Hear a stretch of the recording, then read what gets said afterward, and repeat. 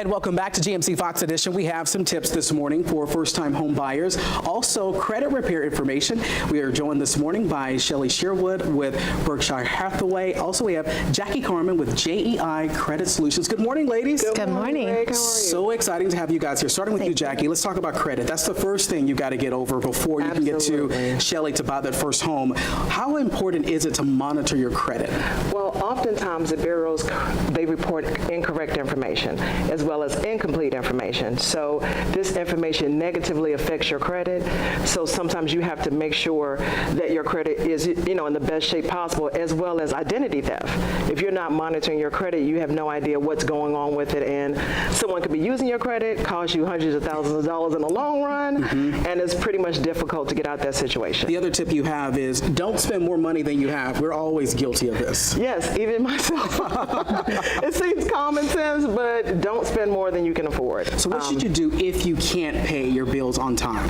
If you can't contact your creditors, the worst thing is to ignore their calls, ignore their letters. They're more than willing to work with you. I've had a lot of creditors even erase late and even defer payments. So just communicate. They understand life happens. And when you get to those balances, how important is it to keep them low? 30% and below is the number. That's the magic number. Anything above that, it gives the creditor the impression that you may be living on your credit or you can't really afford to, pay what you're spending. So When it comes to those hard inquiries, how can that affect us? do not pull your credit regularly or credit shop. It's called credit shopping. Creditors think, okay, you just don't really care who you're getting credit from, and every time you pull it, it leaves a negative mark on your credit. So stay away from hard inquiries as much as possible. And once you get the credit together, you talk to Shelly here. So Shelly, what are some tips we need to know about when it comes to getting pre-approved?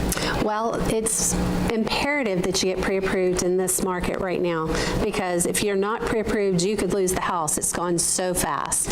So the tips for being pre-approved is find a realtor, and a realtor can help walk you through the steps and get you in touch with other lenders. We have a vast array of vendors that we trust. And we're running out of time, but I want to get into budget. What is it?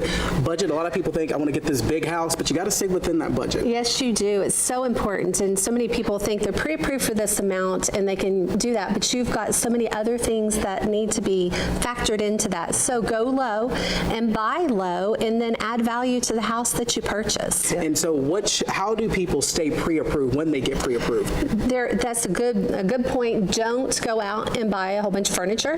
Don't go out and change any of your banking situation. So just buy a little bit at a time. Exactly. And make sure that your lender knows what you're doing if you change anything like that, because that may change your situation. And ladies, thank you so much for coming in this morning. Shelly coming in from Berkshire Hathaway. Also, we have Jackie here from JEI Solutions. For people wanting to get information about getting their credit together before they talk to Shelly, what should they do now? They can actually visit us at jeicreditsolutions.com. Good information to Send us a know. message and we'll be glad to help. All right, thank you ladies for coming in this Thank you. morning.